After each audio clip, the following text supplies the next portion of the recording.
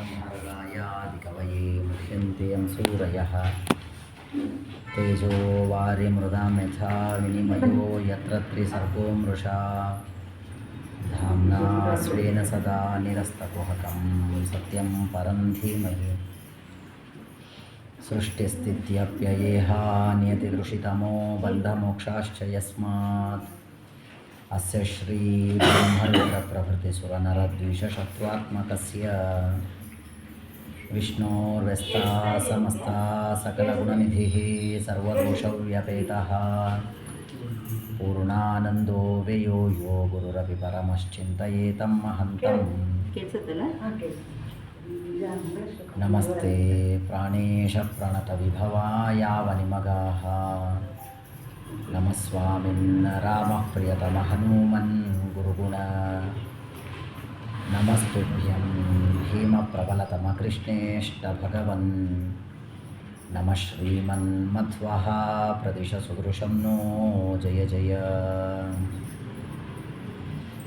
भवति यदनुभावातेडमूकोऽपि वाग्मी जडमतिरपि जन्तुर्जायते प्राज्ञमौलिः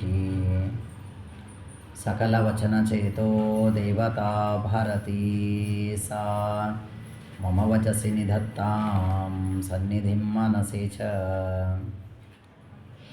चित्रैः पदैश्च गम्भीरैः वाक्यैर्मानैरखण्डितैः गुरुभावं व्यञ्जयन्ती भाति श्रीजयतीर्थवाक् वक्रतुण्डमहाकाय सूर्यकोटिसमप्रभ निर्विघ्नं कुरु मे देव सर्वकार्येषु सर्वदा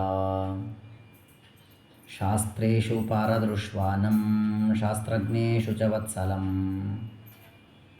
दीनभक्तोद्धारकरं सत्यात्मानं गुरुं भजे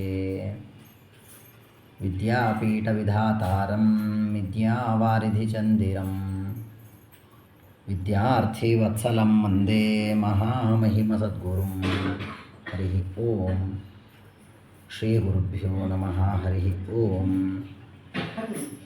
योगेश्वराणां गतिमामनन्ति बहिस्त्रिलोक्याः पवनान्तरात्मा न कर्मभिस्तां गतिमाप्नुवन्ति विद्यातपो योगसमाधिभाजां हरिः ओं ಶ್ರೀಗುರುಭ್ಯೋ ನಮಃ ಹರಿಃ ಓಂ. ಸರ್ವೋತ್ತಮರಾದ ವೇದವ್ಯಾಸದೇವರು ಬರೆದಂತಹ ಶ್ರೀಮದ್ ಭಾಗವತದಲ್ಲಿ 2ನೇ ಸ್ಕಂದದಲ್ಲಿ 2ನೇ ಅಧ್ಯಾಯ ಆರಂಭವಾಗಿದೆ. ಹೋದ ಬಾರಿ ನಾವು ಕೇಳಿದಂತೆ ಜೀವ ತನ್ನ ಚರಮದೇಹದ ಮರಣದ ಕಾಲದಲ್ಲಿ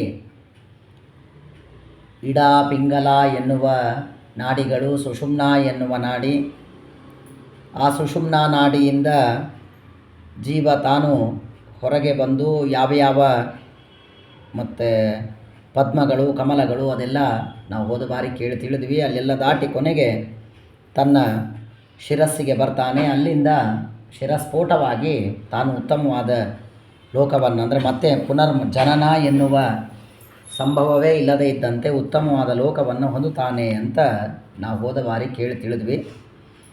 ಇಷ್ಟಾದ ಮೇಲೆ ಇನ್ನು ಅದರದ್ದೇ ಒಂದು ಸ್ವಲ್ಪ ಮತ್ತೆ ಮುಂದುವರಿದ ಭಾಗವನ್ನು ಭಾಗವತ ನಮಗೆ ಇವತ್ತು ತಿಳಿಸಿಕೊಡುತ್ತೆ. ಭಾಳ ಚೆನ್ನಾಗಿದೆ. ಸ್ವಲ್ಪ ಬೇಸರದ ವಿಷಯ, ಆದರೆ ಚೆನ್ನಾಗಿದೆ. ಹೇಳುವಾಗ ವಿದ್ಯಾ ತಪೋ ಯೋಗ ಸಮಾಧಿ ಭಾಜಾಂ, ಯಾರು ಅಪರೋಕ್ಷ ಜ್ಞಾನಿಯಾಗಿದ್ದಾನೆ, ಯಾರಿಗೆ ಚರಮದೇಹವಿದೆ, ಅಂದರೆ ಇನ್ನು ಭೂಮಿಗೆ ಬರಲ್ಲ ಅವರು ಮತ್ತೆ, ಅಂತಹ ಅಪರೋಕ್ಷ ಜ್ಞಾನಿಯಾದಂತಹ ವ್ಯಕ್ತಿ ತಾನು ಸಮಾಧಿ ಅವಸ್ಥೆಯಲ್ಲಿ ಕುಳಿತುಕೊಂಡು ಜ್ಞಾನವನ್ನು ಪಡೆದು ಆ ಜ್ಞಾನದ ಮೂಲಕ ಭಗವಂತನನ್ನು ಚಿಂತನೆ ಮಾಡಿ ಉತ್ತಮವಾದ ಲೋಕವನ್ನು ಹೊಂದುತ್ತಾನೆ. ಈ ಜ್ಞಾನದಲ್ಲಿ ಭಾಳ ಚೆನ್ನಾಗಿರುವ ಅಂಶ ಏನು, ಪರಮಾತ್ಮನ ಅಪರೋಕ್ಷ ಜ್ಞಾನವಿದೆ. ಈ ಅಪರೋಕ್ಷ ಜ್ಞಾನದಲ್ಲಿ 2 ವಿಧವಿದೆ. ಒಂದು ಸಾಮಾನ್ಯ ಅಪರೋಕ್ಷ ಜ್ಞಾನ, ಇನ್ನೊಂದು ಮಹಾ ಅಪರೋಕ್ಷ ಜ್ಞಾನ ಅಂತ 2 ವಿಭಾಗಗಳಿದೆ. ಒಂದು ಸಾಮಾನ್ಯ ಅಪರೋಕ್ಷ ಜ್ಞಾನ, ಇನ್ನೊಂದು ಮಹಾ ಅಪರೋಕ್ಷ ಜ್ಞಾನ. ಅಪರೋಕ್ಷ ಜ್ಞಾನ ಎಂದರೆ ಪರಮಾತ್ಮನನ್ನು ಸಮಾಧಿ ಅವಸ್ಥೆಯಲ್ಲಿ ಕೂತಾಗ ಕಾಣುವಿಕೆ, ಯಾವಾಗಲೂ ಕಾಣೋದಿಲ್ಲ, ಸಮಾಧಿ ಅವಸ್ಥೆಯಲ್ಲಿ. ಉದಾಹರಣೆಗೆ ಶಮೀಕ ಋಷಿಗಳೇನು ಸಮಾಧಿ ಅವಸ್ಥೆಯಲ್ಲಿ ಕೂತಿದ್ರು, ಪರೀಕ್ಷಿತ್ ರಾಜರೇನು ಸತ್ತ ಹಾವ ಹಾಕಿದ್ರಲ್ಲ, ಅದು ಸಮಾಧಿ ಅವಸ್ಥೆ. ಆ ಸಮಾಧಿ ಅವಸ್ಥೆಯಲ್ಲಿ ಕೂತಾಗ ದೇವರನ್ನು ಕಾಣುವಿಕೆಗೆ ಅಪರೋಕ್ಷ ಜ್ಞಾನ ಅಂತ ಕರೀತಾರೆ. ದೇವತೆಗಳಿಗೆ ಮಾತ್ರ ದೇವರು ಯಾವಾಗಲೂ ಕಾಣಿಸ್ತಾ ಇರ್ತಾನೆ, ಅವರು ಅಪರೋಕ್ಷ ಜ್ಞಾನಿಗಳಾದದ್ದರಿಂದ. ನಮ್ಮಂಥ ಸಾಮಾನ್ಯ ಜೀವರಾಶಿಗಳಿಗೆ ಅಪರೋಕ್ಷ ಜ್ಞಾನ ಆದಾಗ ನಮಗೆಲ್ಲ ದೇವರು ಯಾವಾಗಲೂ ಕಾಣಿಸುವುದಿಲ್ಲ, ಕೇವಲ ಸಮಾಧಿ ಅವಸ್ಥೆಯಲ್ಲಿ ಕೂತಾಗಷ್ಟೇ ಕಾಣಿಸ್ತಾನೆ ಎನ್ನುವುದು ನಿಯಮ. ಅದು ಎಷ್ಟು ಕಾಣಿಸ್ತಾನೆ, ಹೇಗೆ ಕಾಣಿಸ್ತಾನೆ, ಯಾವ್ಯಾವ ಲೋಕಕ್ಕೆ ಹೋಗ್ತಾರೆ, ಅದನ್ನೆಲ್ಲ ಇವತ್ತು ತಿಳಿಸಿಕೊಡ್ತಾರೆ. ಭಾಳ ಚೆನ್ನಾಗಿರುವ ಭಾಗ. ಅಂದಮೇಲೆ ಅಪರೋಕ್ಷ ಜ್ಞಾನ ಇದು ಎರಡು ವಿಧ. ಒಂದು ಸಾಮಾನ್ಯ ಅಪರೋಕ್ಷ ಜ್ಞಾನ, ಇನ್ನೊಂದು ಮಹಾ ಅಪರೋಕ್ಷ ಜ್ಞಾನ. ಇದರಲ್ಲಿ ಸಾಮಾನ್ಯ ಅಪರೋಕ್ಷ ಜ್ಞಾನ ಎಂದರೆ ಏನು ಅದನ್ನು ನಮಗೆ ಮೊದಲಿಗೆ ತಿಳಿಸ್ತಾರೆ. ಮುಹೂರ್ತ ಮಾತ್ರಂ ಭಗವತ ರೂಪಸ್ಯ ಅಖಂಡಿತಂ ಅಪರೋಕ್ಷಣ ದರ್ಶನಂ ಜ್ಞಾನಂ. ನೋಡಿರಿ, ಯಾರಿಗೆ ಮುಹೂರ್ತ ಮಾತ್ರದವರೆಗೆ, ಒಂದು ಮುಹೂರ್ತ ಅಂದರೆ 48 ನಿಮಿಷ, 48 ನಿಮಿಷಗಳವರೆಗೆ ಅಖಂಡವಾಗಿ, ಮಧ್ಯದಲ್ಲಿ ಗ್ಯಾಪ್ ಇಲ್ಲದೆ ಅಖಂಡವಾಗಿ ಭಗವಂತನ ದರ್ಶನವಾಗ್ತಾ ಇದೆ ಎನ್ನುವುದಾದರೆ, ಸಮಾಧಿ ಅವಸ್ಥೆಯಲ್ಲಿ ಕೂತಾಗ 48 ನಿಮಿಷಗಳವರೆಗೆ ಮಧ್ಯದಲ್ಲಿ ಬ್ರೇಕ್ ಆಗದೆ ದೇವರ ದರ್ಶನವಾಗ್ತಾ ಇದೆ ಎನ್ನುವುದಾದರೆ ಅಂತಹ ಜ್ಞಾನಿಗೆ ಏನಂತ ಕರಿಬೇಕು? ಸಾಮಾನ್ಯ ಅಪರೋಕ್ಷ ಜ್ಞಾನ ಉಳ್ಳವರು ಎಂದು ಕರಿಬೇಕು. ವಿಚಾರ ಮಾಡಿರಿ, ಇನ್ನೂ ಬರೋದುದ ನಮ್ಮದೆಲ್ಲ ಹಣೆ ಬರಹ. ಅಂದಮೇಲೆ ಸಾಮಾನ್ಯ ಅಪರೋಕ್ಷ ಜ್ಞಾನಿಗೆ ಸಮಾಧಿ ಅವಸ್ಥೆಯಲ್ಲಿ ಕುಳಿತಾಗ 48 ನಿಮಿಷ ಅಖಂಡವಾಗಿ ದೇವರು ಕಾಣಿಸ್ತಾನೆ, ಮಧ್ಯದಲ್ಲಿ ಬ್ರೇಕ್ ಇಲ್ಲದೆ ಇದ್ದಂತೆ ಕಾಣಿಸ್ತಾನೆ. ಇದು ಸಾಮಾನ್ಯ ಅಪರೋಕ್ಷ ಜ್ಞಾನದ ಮಹಿಮೆ. ಇನ್ನು ಇಂತಹ ಸಾಮಾನ್ಯ ಅಪರೋಕ್ಷ ಜ್ಞಾನ ಯಾರಿಗಾಗಿದೆಯೋ ಅವರಿಗೆ ಬ್ರಹ್ಮಲೋಕವಾಗುತ್ತೆ, ಅಂದರೆ ಸತ್ಯಲೋಕವಾಗುತ್ತೆ. ಸಾಮಾನ್ಯ ಅಪರೋಕ್ಷ ಜ್ಞಾನ 48 ನಿಮಿಷ ಅಖಂಡವಾಗಿ ದೇವರ ದರ್ಶನ, ಅವರಿಗೆ ಸತ್ಯಲೋಕ. ಇನ್ನು ಮುಹೂರ್ತಾತ್ ಅಧಿಕಂ ಅಖಂಡಿತಂ ಭಗವದ್ ಅಪರೋಕ್ಷ ಜ್ಞಾನಂ ಮಹಾಜ್ಞಾನಂ. ಒಂದು ಮುಹೂರ್ತಕ್ಕಿಂತ ಹೆಚ್ಚು ಪರಮಾತ್ಮನ ಅಪರೋಕ್ಷ ಜ್ಞಾನವಾಗ್ತಾ ಇದ್ದರೆ, ಸಮಾಧಿ ಅವಸ್ಥೆಯಲ್ಲಿ ಕೂತಾಗ ದರ್ಶನವಾಗ್ತಾ ಇದ್ದರೆ, ಬ್ರೇಕ್ ಇಲ್ಲದೆ ಒಂದು ಮುಹೂರ್ತಕ್ಕಿಂತ ಹೆಚ್ಚು ಪರಮಾತ್ಮನ ದರ್ಶನವಾಗ್ತಾ ಇದ್ದರೆ ಅದನ್ನು ಮಹಾ ಅಪರೋಕ್ಷ ಜ್ಞಾನ ಎಂದು ಕರೆಯುತ್ತಾರೆ.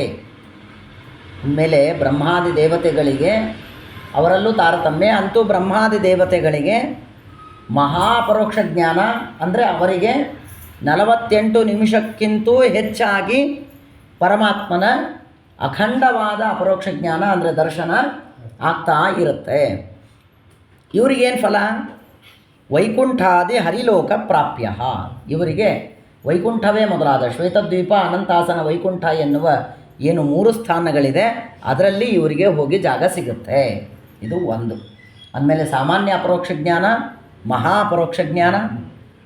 ಸಾಮಾನ್ಯ ಅಪರೋಕ್ಷ ಜ್ಞಾನ ಎಂದರೆ ಸಮಾಧಿ ಅವಸ್ಥೆಯಲ್ಲಿ ಕುಳಿತಾಗ 48 ನಿಮಿಷ ಅಖಂಡವಾಗಿ ಭಗವಂತನ ದರ್ಶನವಾಗೋದು.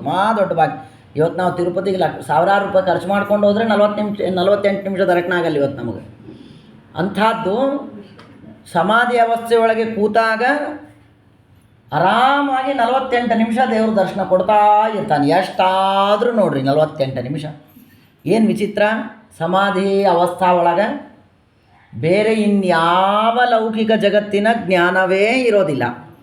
ಅಂದಮೇಲೆ ಲೌಕಿಕ ಜಗತ್ತಿನ ಜ್ಞಾನವೇ ಇಲ್ಲದೆ 48 ನಿಮಿಷ ಕೇವಲ ದೇವರ ರೂಪವನ್ನೇ ನೋಡುವ ಸೌಭಾಗ್ಯ ಸಾಮಾನ್ಯ ಅಪರೋಕ್ಷ ಜ್ಞಾನಿಗಳಿಗೆ ಇರ್ತದೆ.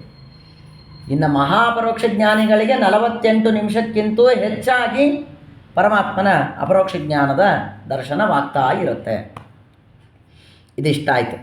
ಇನ್ನು ಇದು ಸತ್ಯಲೋಕ ಮತ್ತು ಇವರೆಲ್ಲ ವೈಕುಂಠಾದಿ ಲೋಕಗಳಿಗೆ ಹೋಗುವವರು. ಇನ್ನು ತಪೋಲೋಕ, ಜನೋಲೋಕ, ಮಹರ್ಲೋಕ ಅಂತ 3 ಇದೆ. ಮಹಃ, ಜನಃ, ತಪಃ, ಸತ್ಯಂ. ಸತ್ಯಲೋಕದಲ್ಲಿ ಇರುವವರಿಗೆ ಹೋಗುವವರಿಗೆ 48 ನಿಮಿಷ ಅಪರೋಕ್ಷ ಜ್ಞಾನ ದರ್ಶನ ಆಗ್ತಾ ಇರ್ತದೆ, ದೇವರ ದರ್ಶನ ಆಗ್ತಾ ಇರುತ್ತೆ. ಇನ್ನು ತಪೋಲೋಕದಲ್ಲಿರುವವ್ರಿಗೆ ಎಷ್ಟು ಕಡಿಮೆ ಆಯಿತು ಅಂದರೆ ಷಣ್ಮಾತ್ರ ಕಾಲಯ ಅಪರೋಕ್ಷ ದೃಶಾಯುಕ್ತಂ ಅಖಂಡಿತಂ ಧ್ಯಾನಂ ತಪಃ ತೇನ ತಪೋಲೋಕಃ. ಸತ್ಯಲೋಕಕ್ಕೆ ಹೋಗುವವರಿಗೆ 48 ನಿಮಿಷ ದೇವರ ದರ್ಶನವಾದರೆ ಅಖಂಡವಾಗಿ, ಸತ್ಯಲೋಕಕ್ಕಿಂತ ಕೆಳಗಿನ ಲೋಕ ತಪೋಲೋಕ, ಮಹಃ ಜನಃ ತಪ. ಎಷ್ಟು ವ್ಯತ್ಯಾಸ ಆಗುತ್ತೆ. ಎಲ್ಲಿ ಸತ್ಯಲೋಕದ ಇರುವ ಪುಣ್ಯ, ಎಲ್ಲಿ ತಪೋಲೋಕಕ್ಕೆ ಹೋಗುವವರ ಪುಣ್ಯ ನೋಡ್ರಿ ಎಷ್ಟು ವ್ಯತ್ಯಾಸ.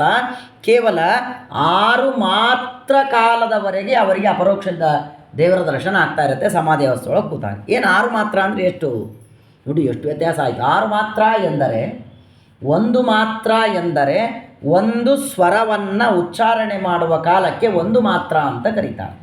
ಅಂದರೆ ಉದಾಹರಣೆಗೆ ನಾನು ಅ ಹ್ರಸ್ವ ಅ ದೀರ್ಘ ಅ ಅಲ್ಲ, ಹ್ರಸ್ವ ಅ ಅಂತೇನಂತೀನಲ್ಲ, ಅ ಎನ್ನುವುದಕ್ಕೆ ಎಷ್ಟು ಸಮಯ ಬೇಕಾಗುತ್ತೆ?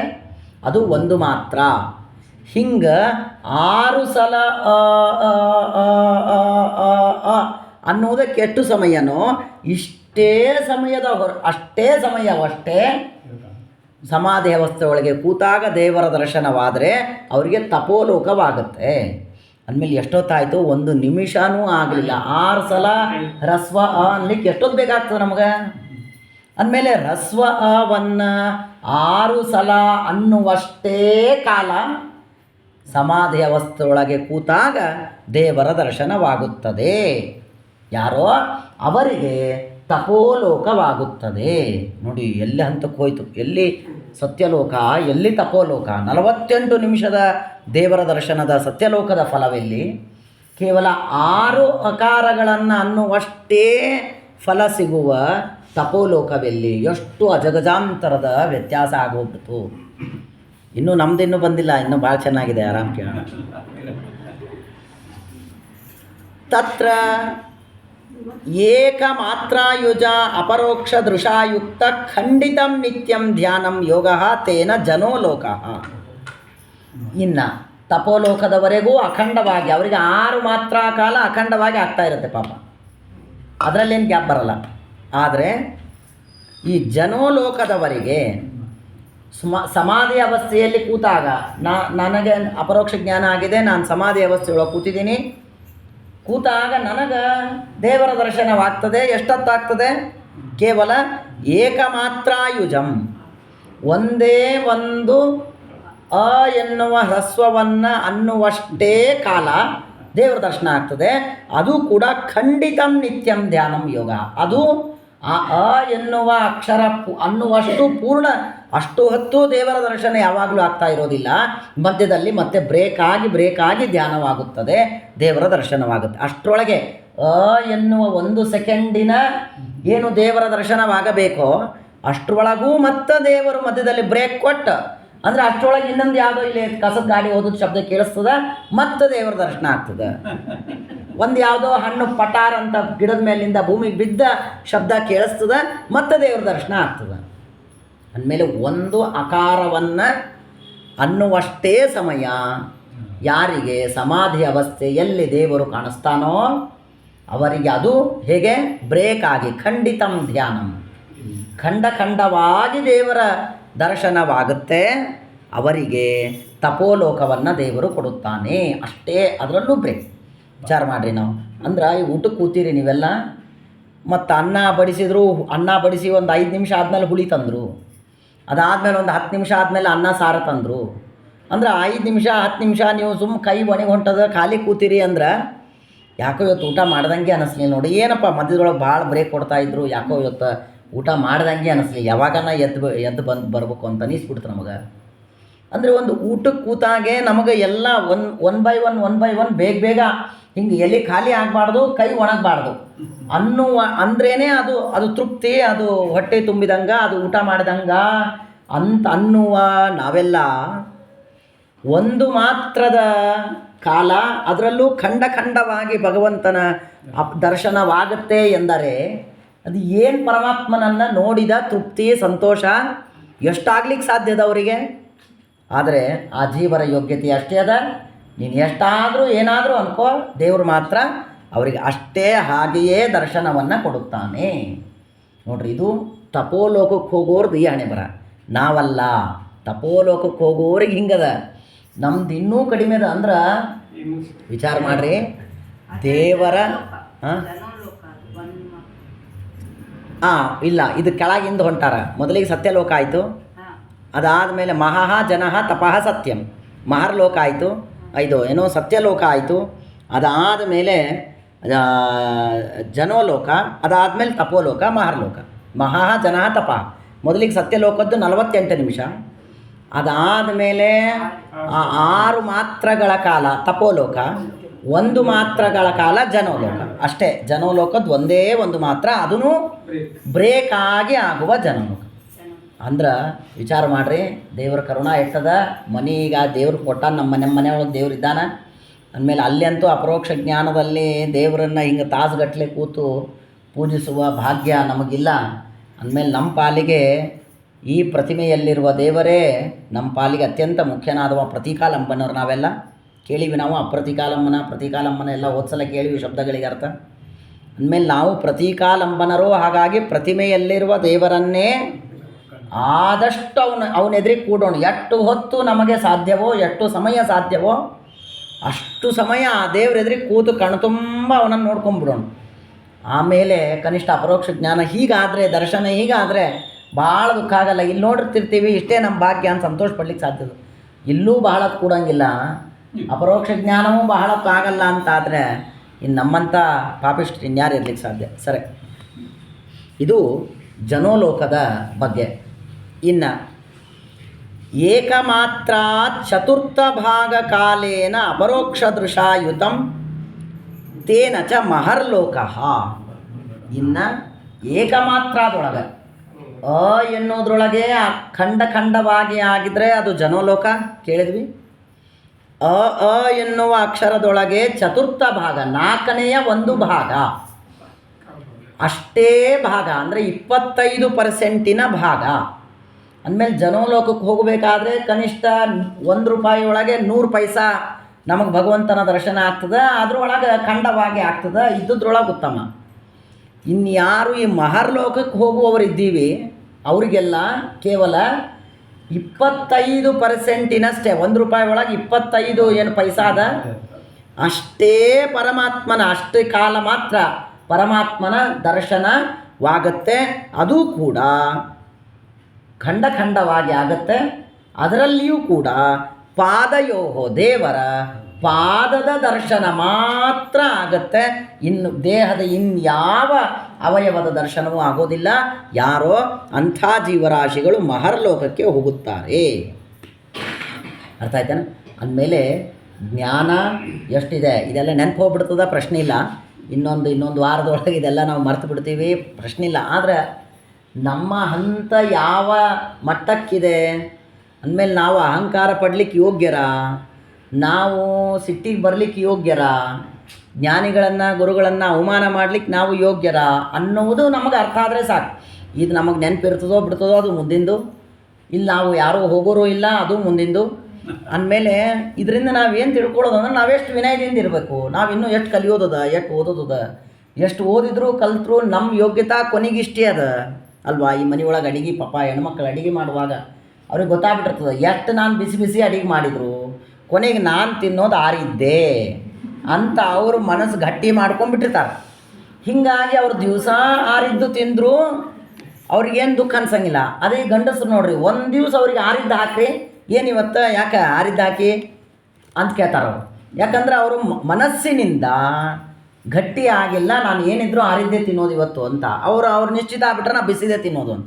ಅದೇ ಹೆಣ್ಮಕ್ಳು ದಿವಸ ಆರಿದ್ದೇ ತಿಂತಾಯಿದ್ರು, ತಣ್ಣಂದೇ ತಿಂತಾಯಿದ್ರು, ಅವ್ರ ಮನಸ್ಸಿನಿಂದ ಗಟ್ಟಿ ಆಗಿಬಿಟ್ಟಾರೆ. ಹೀಗಾಗಿ ಅವ್ರಿಗೆ ದುಃಖ ಅನ್ಸಂಗಿಲ್ಲ ಅದು.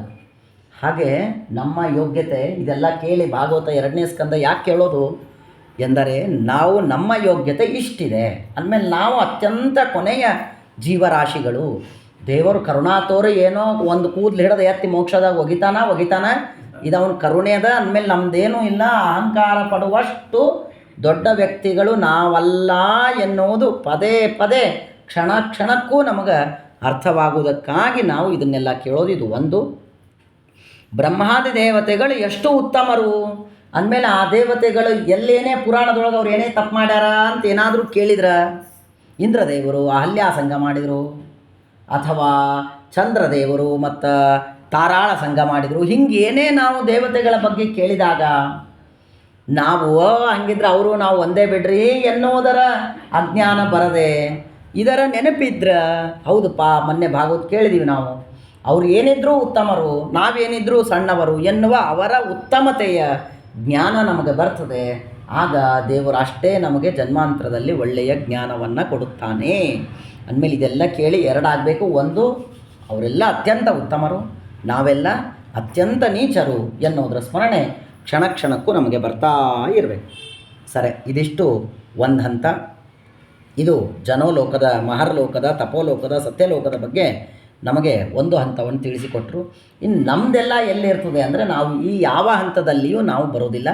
ನಾವೆಲ್ಲ ಅತ್ಯಂತ ಸಾಮಾನ್ಯ ಜೀವರಾಶಿಗಳು. ಅಂದಮೇಲೆ ನಮಗೆಲ್ಲ ಕೊನೇ ಕಾಲಕ್ಕೆ ಅಪರೋಕ್ಷ ಜ್ಞಾನ ಆಗುತ್ತೆ. ಇನ್ನೇನಪ್ಪ ಪ್ರಳಯವಾಗುತ್ತೆ ಅನ್ನುವ ಸಮಯದಲ್ಲಿ ನಮಗೆ ಅಪರೋಕ್ಷ ಜ್ಞಾನ ಆಗುತ್ತೆ. ನಮ್ಮನ್ನು ಕರ್ಕೊಂಡು ಹೋಗಿ ಸೀದಾ ಪ್ರಳಯ ಕಾಲದಲ್ಲಿ ತನ್ನ ಹೊಟ್ಟೆಯಾಗಿಟ್ಟುಕೊಂಡು ಬ್ರಹ್ಮದೇವರ ಜೊತೆಗೆ ನಮಗೆ ಮೋಕ್ಷಕ್ಕೆ ಕಳಿಸುತ್ತಾನೆ. ಅಂದಮೇಲೆ ನಾವು ಯಾರೂ ಈ ಮಹರ್ಲೋಕ, ಜನೋಲೋಕ, ತಪೋಲೋಕ, ಸತ್ಯಲೋಕದವರೆಗೆ ಹೋಗುವುದೇ ಇಲ್ಲ. ಅಷ್ಟು ಸಣ್ಣ ಜೀವರಾಶಿಗಳು ನಾವೆಲ್ಲ ಎನ್ನುವುದನ್ನು ನಾವು ಅರ್ಥ ಮಾಡಿಕೊಳ್ಳಬೇಕು. ಅರ್ಥ ಆಯ್ತಲ್ಲ? ಸರಿ, ಇನ್ನು ಇದು ಒಂದು ಹಂತ. ಇನ್ನು ಹೀಗೆ ಅನೇಕ ಮಾತಿದೆ, ನಾವು ಓದ್ಸಲೆಲ್ಲ ಕೇಳಿದ್ದೀವಿ.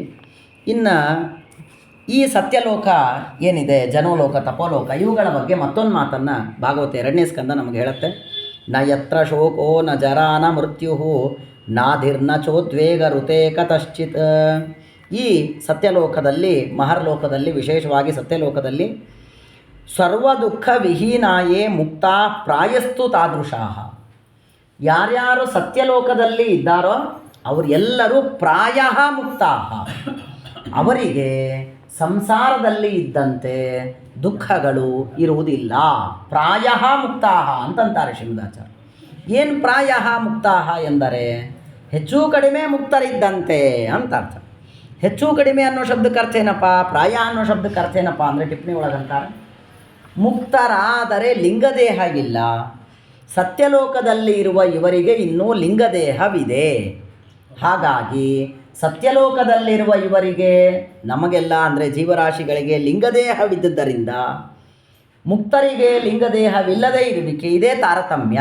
ಹಾಗಾಗಿ ಸತ್ಯಲೋಕದಲ್ಲಿ ಇರುವವರಿಗೂ ದುಃಖ ಇಲ್ಲ, ಮುಕ್ತರಾದವರಿಗೂ ವೈಕುಂಠಾದಿ ಲೋಕಗಳಲ್ಲಿರುವವರಿಗೂ ದುಃಖ ಇಲ್ಲ. ಆದರೆ ವ್ಯತ್ಯಾಸ ಏನು? ಹಾಗಾದರೆ ಸತ್ಯಲೋಕನೇ ಮೋಕ್ಷ ಆಗಿಬಿಡಲಿ, ಸತ್ಯಲೋಕ ಬೇರೆ ವೈಕುಂಠ ಯಾಕೆ ಬೇರೆ?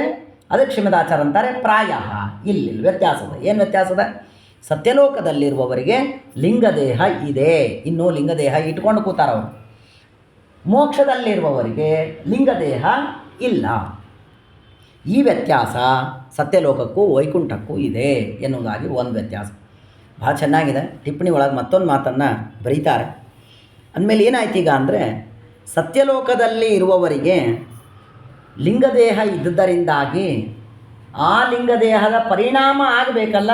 ಹಾಗಾಗಿ ಅವರಿಗೂ ಕೂಡ ಆಗಾಗ ಲಿಂಗದೇಹದ ಪರಿಣಾಮದಿಂದ ಸತ್ವಗುಣ, ರಜೋಗುಣ, ತಮೋಗುಣಗಳ ಪ್ರಭಾವದಿಂದ ಸ್ವಲ್ಪ ಕ್ಷಣಕಾಲ ದುಃಖಾದಿಗಳು ಸತ್ಯಲೋಕದಲ್ಲಿರುವವರಿಗೂ ಆಗ್ತಾ ಇರುತ್ತವೆ. ವೈಕುಂಠದಲ್ಲಿರುವವರಿಗೆ ಅದೂ ಇಲ್ಲ. ಸತ್ಯಲೋಕದಲ್ಲಿರುವವರಿಗೆ ಕ್ಷಣಕಾಲ ಅಜ್ಞಾನಾದಿಗಳು, ದುಃಖಾದಿಗಳು ಅವರಿಗೂ ಇದೆ ಎನ್ನುವುದಾಗಿ ತಿಳಿಸಿಕೊಡ್ತಾರೆ. ಬಹಳ ಮುಖ್ಯವಾದದ್ದು. ಅಂದಮೇಲೆ ಸತ್ಯಲೋಕದಲ್ಲಿ ಇದ್ದಾರೆ ಅಂದ ಮಾತ್ರಕ್ಕೆ ಅವರಿಗೆಲ್ಲ ಜ್ಞಾನವೇ ಇದೆ ಅಂತಿಲ್ಲ, ಅವರಿಗೂ ಅಜ್ಞಾನ ಇದ್ದೇ ಇದೆ. ಅಂದಮೇಲೆ ಅಜ್ಞಾನವೇ ಮೊದಲಾದ ದುಃಖ ಆ ಸತ್ಯಲೋಕದಲ್ಲಿರುವವರಿಗೆ ವಿಶೇಷವಾಗಿದೆ. ಇನ್ನು ಸತ್ಯಲೋಕದಲ್ಲಿರುವವರಿಗೆ ಅಜ್ಞಾನಾದಿಗಳಿದೆ ಅಂದಮೇಲೆ ಮಹಾಜನ ತಪಾಲೋಕದಲ್ಲಿರುವವರಿಗೂ ಕೂಡ ಅಜ್ಞಾನಾದಿಗಳಿದ್ದೇ ಇದೆ. ಅಂದಮೇಲೆ ಸತ್ಯಲೋಕಕ್ಕಿಂತ ಕಡಿಮೆ ಹೆಚ್ಚು ದುಃಖಾದಿಗಳನ್ನು ಉಳ್ಳವರು ಈ ಲೋಕದಲ್ಲಿರುವವರು ಎನ್ನುವುದಾಗಿ ಒಂದು ಹಂತವನ್ನು ತಿಳಿಸಿಕೊಡ್ತಾರೆ. ಇನ್ನು ಮತ್ತೊಂದಿದೆ, ಭಾಳ ಚೆನ್ನಾಗಿದೆ. ಇದೊಂದು ಕೇಳಿ ಇನ್ನು ಮುಗಿಸೋಣ ಅಂತ ಅನಿಸುತ್ತೆ, ನೋಡೋಣ ಏನಾಗುತ್ತೆ. ಇನ್ನು ಯಾರ್ಯಾರು ಈ ಮೋಕ್ಷಕ್ಕೆ ಹೋಗೋರಿದ್ದೀವಿ, ಇವ್ರದ್ರೊಳಗೆ 2 ಭಾಗ ಇದೆ. ನಾವು ಕೇಳ್ತಾ ಇದ್ದೇವೆ ಹೋದ ಸಲದಿಂದ, ಅದರೋದ ಸಲದಿಂದ, ಪ್ರತೀಕಾಲಂಬನರು ಮತ್ತು ಅಪ್ರತೀಕಾಲಂಬನರು ಎನ್ನುವುದಾಗಿ 2 ಇದೆ. ಇದರಲ್ಲಿ ಅಪ್ರತೀಕಾಲಂಬನರು ಎಲ್ಲ ದೇವತೆಗಳು, ಅವರು ಎಲ್ಲ ಕಡೆಗೆ ದೇವರನ್ನು ನೋಡ್ತಾ ಇರ್ತಾರೆ. ಹಾಗಾಗಿ ಅವರು ಅಪ್ರತೀಕಾಲಂಬನರು, ಪ್ರತಿಮೆ ಬೇಕಾಗಿಲ್ಲ. ನಾವೆಲ್ಲ ಪ್ರತೀಕಾಲಂಬನರು, ಒಂದು ಪ್ರತಿಮೆ ಬೇಕು ನಮಗೆಲ್ಲ, ಅಂದರೆ ಮಾತ್ರ ದೇವರನ್ನು ಪೂಜಿಸ್ತೀವಿ, ಭಕ್ತಿ ಬರ್ತಿಲ್ಲ ಅಂದರೆ ಭಕ್ತಿ ಬರಲ್ಲ. ಭಾಗವತ 2ನೇ ಸ್ಕಂದ ಈ ಪ್ರತೀಕಾಲಂಬನರಾದ, ಪ್ರತಿಮೆಯಲ್ಲೇ ದೇವರನ್ನು ಪೂಜಿಸುವ ನಾವೆಲ್ಲ ಪ್ರತೀಕಾಲಂಬನರು. ಆ ಪ್ರತೀಕಾಲಂಬನರಲ್ಲಿ 2 ವಿಧವನ್ನು ಭಾಗವತ ನಮಗೆ ಹೇಳುತ್ತೆ. ಭಾಳ ಚೆನ್ನಾಗಿದೆ. ಪ್ರತೀಕಾಲಂಬನರಲ್ಲಿ 2 ವಿಧ, ಮೋಕ್ಷಕ್ಕೆ ಹೋಗುವ ಪ್ರತೀಕಾಲಂಬನರಲ್ಲಿ 2 ವಿಧ. ಸಾಧನ ಪೂರ್ತಿಯಾದವರು ಒಂದು, ಇನ್ನೂ ಸಾಧನೆ ಪೂರ್ತಿ ಆಗಿಲ್ಲ ಅಷ್ಟೇ ಅವ್ರ ಸಾಧನೆ ಅಂಥವರು ಒಂದು. ಅಂದರೆ ಸಾಧನೆ ಪೂರ್ತಿ ಆಗೋದಕ್ಕಿಂತ ಮುಂಚೆಯೇ ಅವ್ರದ್ದು ಅಷ್ಟೇ ಸಾಧನ, ಅದು ಅಲ್ಲೇ ನಿಂತು ಬಿಡ್ತದೆ ಅಷ್ಟೇ. ಈ ಮಕ್ಕಳು, ಸಣ್ಣ ಮಕ್ಕಳು ಊಟಕ್ಕೆ ಕೂತಿರ್ತಾವಲ್ಲ, ಅವು ಇನ್ನೊಂದು 4 ತುತ್ತು ಹೊಟ್ಟೆಗೆ ಹೋಗ್ತಿರ್ತದೆ, ಆದರೂ ಎದ್ದು ಬಿಡ್ತಾವ. ಎದ್ದು ಆಮೇಲೆ ತಿನ್ಲಿಕ್ಕೆ ಒದ್ದಾಡ್ತಾವೆ ನೋಡ್ರಿ. ಅಮ್ಮನ ತಟ್ಟ್ಯಾಗೆ 2 ತುತ್ತು ತಿಂದೆ, ತಾತ ತಿಂತಾ ಇದ್ರೆ ಅಲ್ಲೊಂದು 2 ತುತ್ತು ತಿನ್ಲಿಕ್ಕೆ ಹೋದೆ. ಅದೇ ಒಂದು 5-6 ವರ್ಷದ ಮಕ್ಕಳಾದರೆ ಒಂದು ಸಲ ಕೂತು ಬಂದರೆ ಎಷ್ಟು ತಿಂತಾವೆ ಮುಗಿತು, ಹೊಟ್ಟೆ ತುಂಬಿಸ್ಕೊಂಡು ಎದ್ದು ಬಿಡ್ತಾವೆ. ಅಂದಮೇಲೆ ಸಾಧನೆ ಪೂರ್ತಿಯಾದ ಮಕ್ಕಳು 5-6 ವರ್ಷದ ಹೊಟ್ಟೆ ತುಂಬುವಿಕೆ ಎನ್ನುವ ಸಾಧನೆ ಪೂರ್ತಿಯಾದ ಮಕ್ಕಳು 5-6 ವರ್ಷದವರು, ಅವರು ಒಂದು ಗುಂಪು ಪ್ರತಿಕಾಲಂಬನರೇ. ಇನ್ನೂ ಹೊಟ್ಟೆ ತುಂಬಿಲ್ಲ ಆದರೆ ಎದ್ದು ಬಿಡುವವರು ಇವರು ಮತ್ತೊಬ್ಬರು ಪ್ರತಿಕಾಲಂಬನರಲ್ಲಿ 2ನೇದವರು, ಮಕ್ಕಳಂಥವ್ರು. ಏನಿದೆ, ಎಷ್ಟು ಚೆನ್ನಾಗಿದೆ. ಭಾಳ ನಮ್ಮ ಶ್ರೀಮದಾಚಾರ್ಯ ಸಿದ್ಧಾಂತ ಎಷ್ಟು ಸೂಕ್ಷ್ಮಕ್ಕೆ ಹೋಗ್ತಾರೆ. ನಾವು ಯಾರೂ ಒಂದಲ್ಲ, ಒಬ್ಬನಿದ್ದಂಗೆ ಇನ್ನೊಬ್ಬನಿಲ್ಲ, ಒಬ್ಬರಿದ್ದಂಗೆ ಇನ್ನೊಬ್ಬರು ಅಲ್ಲೂ ಇರ್ಲಿಕ್ಕೆ ಸಾಧ್ಯ ಇಲ್ಲ ಅನ್ನೋದನ್ನು ಭಾಗವತ ಹೇಳ್ತಾ ಹೋಗುತ್ತೆ. ಭಾಳ ವಿಚಿತ್ರ ವಿಷಯ. ಸುಮ್ಮನೆ ಹೇಳ್ತೀನಿ ಅಂದ್ರೆ ಭಾಗವತ ಎಷ್ಟು ಕಠಿಣದ ಅನ್ನೋದು ಗೊತ್ತಾಗಲಿಕ್ಕೆ ಕೇಳೋದು ಇಷ್ಟು ಬಿಟ್ರೆ, ಮತ್ತು ಇದು ಮುಗೀತಂದ್ರೆ ಮತ್ತೆ ಅದೇನು ನರಸಿಂಹದೇವ್ರ ಕಥೆ ಬರ್ತದೆ, ಅದೇ ಭಾಗವತ್ ಕಠಿಣದ ಅಂದರೆ ನಾವು ಭಾಗವತ್ ಕೇಳಿ ಬಿಡ್ರಿ ಆಚಾರ್ಯ ಅಂತ ಅನ್ನಿಸ್ಬಾರ್ದು ನಮ್ಮ ಜೀವನದೊಳಗೆ ಅನ್ನೋದಕ್ಕೆ ಈ ವಿಷಯಗಳನ್ನು ಕೇಳೋದು. ಸರಿ, 2 ವಿಧ, ಸಾಧನ ಪೂರ್ತಿಯಾದವರು, ಸಾಧನ ಪೂರ್ತಿ ಆಗದೇ ಇರುವವರು, ಪ್ರತಿಕಾಲಂಬನರಲ್ಲೇ 2 ವಿಧ. ಇದ್ರೊಳಗೆ ಯಾರಿಗೆ ಸಾಧನ ಪೂರ್ತಿ ಆಗಿದೆಯಲ್ಲ, ಸಾಧನೆ ಪೂರ್ತಿ ಆಗ್ಬಿಟ್ಟದು, ಪಾಪ ಪೂರ್ಣ ಸಾಧನೆ ಮಾಡ್ಕೊಂಡ್ಬಿಟ್ಟಾನ, ಅವನ ಯೋಗ್ಯತೆ ಎಷ್ಟಿದೆ, ಬ್ರಹ್ಮಾದಿ ದೇವತೆಗಳಷ್ಟಲ್ಲ, ಅವನ ಯೋಗ್ಯತೆ ಎಷ್ಟಿದೆ ಅಷ್ಟು ಸಾಧನೆ ಮಾಡ್ಕೊಂಡ್ಬಿಟ್ಟಾನೆ. ಅಷ್ಟು ಸಾಧನೆಯಾದರೂ ನೋಡಿ ದೇವ್ರು ಏನಂತಾನೆ, ಅಷ್ಟು ಸಾಧನೆಯಾಗಿದೆ ಆದರೂ ದೇವ್ರಂತಾನೆ, ನೋಡಿಪ್ಪ ನೀನು ವಿಷ್ಣೋರ್ಲೋಕಂ ಕಾಲಾಂತರೇ ಯಾತಿ. ದೇವ್ರಂತಾನೆ ನಿನ್ನ ಸಾಧನೆ ಪೂರ್ಣ ಆಗಿದೆ, ಆದರೂ ನೀನೀಗ ವಿಷ್ಣು ಲೋಕಕ್ಕೆ ಬರುವ ಹಾಗಿಲ್ಲ. ದೇವರು ಅವರನ್ನು ಮತ್ತೆ ಇದೇ ಲೋಕಗಳಲ್ಲಿ ಇರುವಂತೆ ಮಾಡುತ್ತಾನೆ. ಹುಟ್ಟೋದಿಲ್ಲ, ಹುಟ್ಟು ಸಾವಿಲ್ಲ, ಆದರೆ ಇಲ್ಲೇ ಇರ್ತಾರೆ. ಯಾಕೆ? ಅಲ್ರಿ ಸಾಧನೆ ಪೂರ್ತಿ ಆಗಿಬಿಟ್ಟದಲ್ಲ, ಮೋಕ್ಷ ಕೊಡ್ಬೇಕಲ್ಲ ಅವನಿಗೆ. ಶ್ರೀಮದಾಚಾರ್ಯ ಅಂತಾರೆ ಇಲ್ಲಿಲ್ಲ, ಸಾಧನೆ ಪೂರ್ಣ ಆಗ್ಯದ, ಆದರೆ ಆಜ್ಞಯೈವ ಹರೇಹೇ, ದೇವರ ಇಚ್ಛಾ, ಇವನಿಗೆ ಸಾಧನೆ ಪೂರ್ತಿಯಾಗಿದೆ, ಇವನಿಗೆ ಮೋಕ್ಷವನ್ನು ಕೊಡೋಣ, ನನ್ನ ಲೋಕಕ್ಕೆ ಕರೆದುಕೊಳ್ಳೋಣ ಎನ್ನುವ ಇಚ್ಛೆ ದೇವರಿಗೆ ಬಂದಿಲ್ಲ. ಹಾಗಾಗಿ ಅವನಿನ್ನೂ ಇದೇ ಲೋಕಗಳಲ್ಲೇ ಇರಬೇಕು. ಅರ್ಥ ಆಯ್ತು ಯಾರಿಗೆ? ಅಂದ್ರೆ ಮಕ್ಕಳು ಹಸಿವೆ ಆಗ್ಯದ ಅಂತ ಒದ್ದಾಡ್ಲಿಕ್ಕತ್ತಾವ, ಅಥವಾ ಊಟ ಆಗ್ಬಿಟ್ಟದ ಆಟ ಆಡ್ತೀವಮ್ಮ ಅಂತಂತಾವ. ಇಲ್ಲ, ಇರು, 1 ನಿಮಿಷ ಇರು. ಏನಿರು, ಕತ್ಲದ, ನಾನು ಬರ್ತೀನಿ, ಇರು, ಆಮೇಲೆ ಆಟ ಆಡ್ರಿ, ಅಲ್ಲಿವರೆಗೆ ಇಲ್ಲೇ ಇರ್ರಿ ಅಂದಮೇಲೆ ಮಕ್ಕಳಿಗೆ ಊಟನೂ ಆಗ್ಯದ, ಹೋಮ್ವರ್ಕು ಆಗ್ಯದ, ಎಲ್ಲ ಕೆಲಸ ಮುಗ್ದದ, ಆಟ ಆಡೋದೊಂದೇ ಬಾಕಿ ಅದ.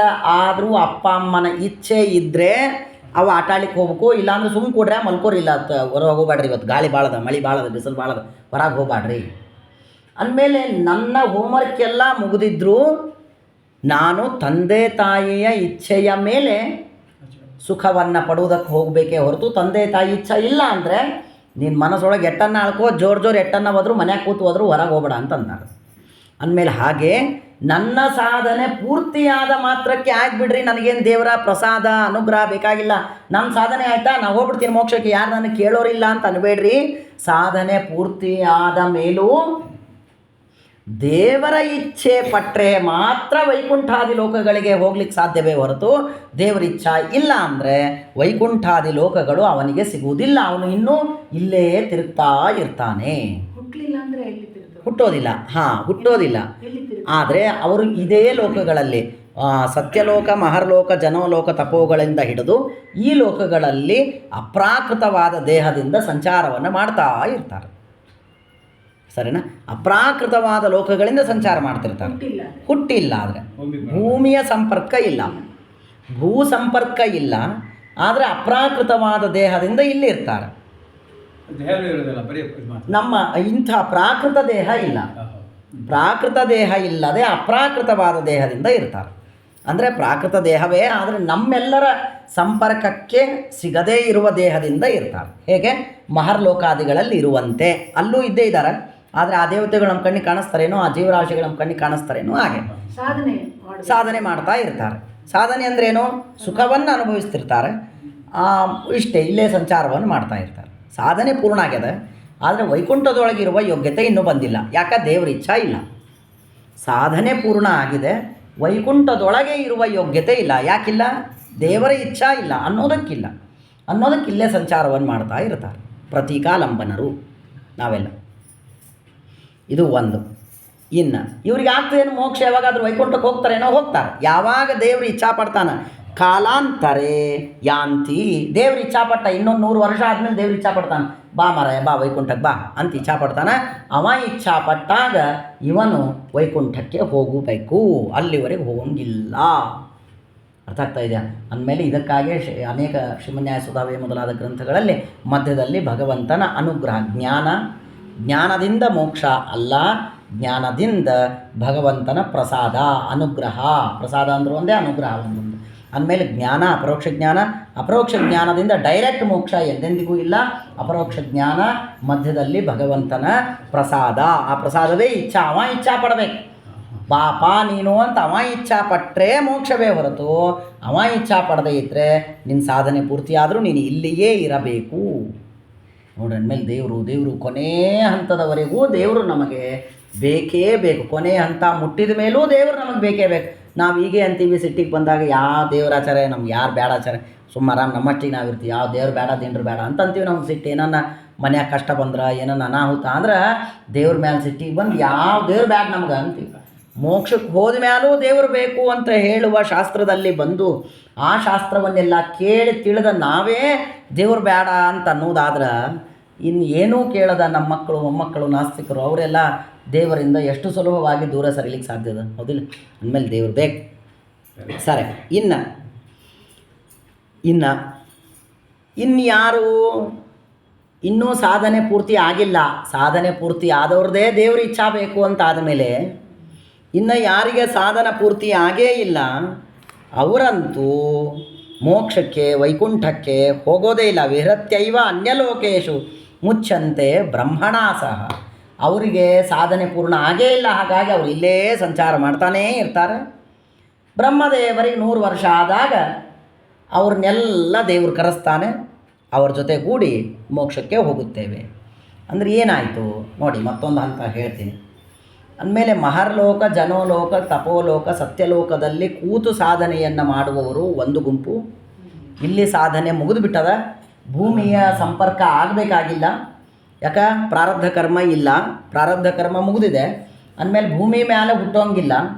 ಅಂದಮೇಲೆ ಇವರು ಮಹರ್ಲೋಕ, ಜನೋಲೋಕ, ತಪೋಲೋಕ, ಸತ್ಯಲೋಕದಲ್ಲಿ ಕೂತು ಸಾಧನೆ ಮಾಡ್ಕೋತಿರ್ತಾರೆ. ಮಾಡಿಕೊಂಡು ಬ್ರಹ್ಮದೇವರ ಜೊತೆಗೆ ಮೋಕ್ಷಕ್ಕೆ ಹೋಗ್ತಾರೆ. ಒಂದು ಹಂತ. ಸಾಧನೆ ಪೂರ್ತಿಯಾಗಿ ಬಿಟ್ಟಿದೆ, ಆದರೆ ಇನ್ನೂ ಬ್ರಹ್ಮದೇವರಿಗೆ 100 ವರ್ಷ ಆಗಿಲ್ಲ. ದೇವ್ರ ಇಚ್ಛಾ ಇಲ್ಲ, ಬ್ರಹ್ಮದೇವರನ್ನು ಬಿಟ್ಟು ನೀನು ಬಾ ಅನ್ನುವುದು ದೇವ್ರ ಇಚ್ಛಾ ಅಲ್ಲ. ಹಾಗಾಗಿ ಅವರು ಮಹರ್ಲೋಕ, ಜನೋಲೋಕದಲ್ಲಿ ಕೂಡೋಂಗಿಲ್ಲ. ಯಾಕೆ? ಸಾಧನ ಪೂರ್ಣ ಆಗಿಬಿಟ್ಟದ ಅನ್ನೋದಕ್ಕೆ ಮಹರಾದಿ ಲೋಕಗಳೂ ಇಲ್ಲ, ದೇವರ ಇಚ್ಛಾನೂ ಇಲ್ಲ. ಹಾಗಾಗಿ ವೈಕುಂಠಾದಿ ಲೋಕಗಳಿಲ್ಲ. ಅಂದಮೇಲೆ ಆ ಜೀವರಾಶಿಗಳೇನು ಮಾಡ್ತಾರೆ? ಇಲ್ಲೇ ಸಂಚಾರವನ್ನು ಮಾಡ್ತಿರ್ತಾರೆ. ಇನ್ನು ಸಾಧನೆ ಪೂರ್ತಿಯಾಗದೇ ಇರುವ ವ್ಯಕ್ತಿಗಳು, ಇವರಿಗೆ ಮಹರ್ಲೋಕಾದಿಗಳಲ್ಲಿ ಕೂಡುವ ಯೋಗ್ಯತೆ ಇಲ್ಲ, ವೈಕುಂಠಕ್ಕೆ ಹೋಗುವುದು ಇನ್ನೂ ಸಾಧ್ಯ ಇಲ್ಲ, ಬ್ರಹ್ಮದೇವರು 100 ವರ್ಷ ಆಗಿಲ್ಲ. ಅಂಥವರೂ ಕೂಡ ಸಾಧನೆ ಪೂರ್ತಿಯಾದವರು ಸುಖದಿಂದ ಇರ್ತಾರೆ. ಇವರು ಸಾಧನೆ ಪೂರ್ತಿ ಆಗದೇ ಇರುವವರು, ಇವರಿಗೆ ಹೆಚ್ಚಿನ ಸಾಧನೆ ಮಾಡಲಿಕ್ಕೂ ಅನುಕೂಲ ಇಲ್ಲ. ಹೆಚ್ಚಿನ ಸಾಧನೆ ಎಲ್ಲಿ ಮಾಡಬೇಕು? ಮಹಾರಾದಿಗಳಲ್ಲಿ ಕೂತು ಮಾಡಬೇಕು. ಇವರಿಗೆ ಮಹಾರಾದಿಗಳಲ್ಲಿ ಎಂಟ್ರಿ ಇಲ್ಲ, ಆ ಯೋಗ್ಯತೆ ಇಲ್ಲ. ಅಂದಮೇಲೆ ಹೆಚ್ಚಿನ ಸಾಧನೆ ಇಲ್ಲ. ಕೊನೆ ಚರ್ಮದೇಹ ಬಿಟ್ಟಾಗ ಏನು ಸಾಧನೆ ಆಯಿತು ಅಟ್ಟೆ ಮುಗಿದೋಯ್ತು. ಅದಾದಮೇಲೆ ಅವ್ರಿಗೆ ಸಾಧನೆ ಮಾಡುವ ಅವಕಾಶವೂ ಇಲ್ಲ.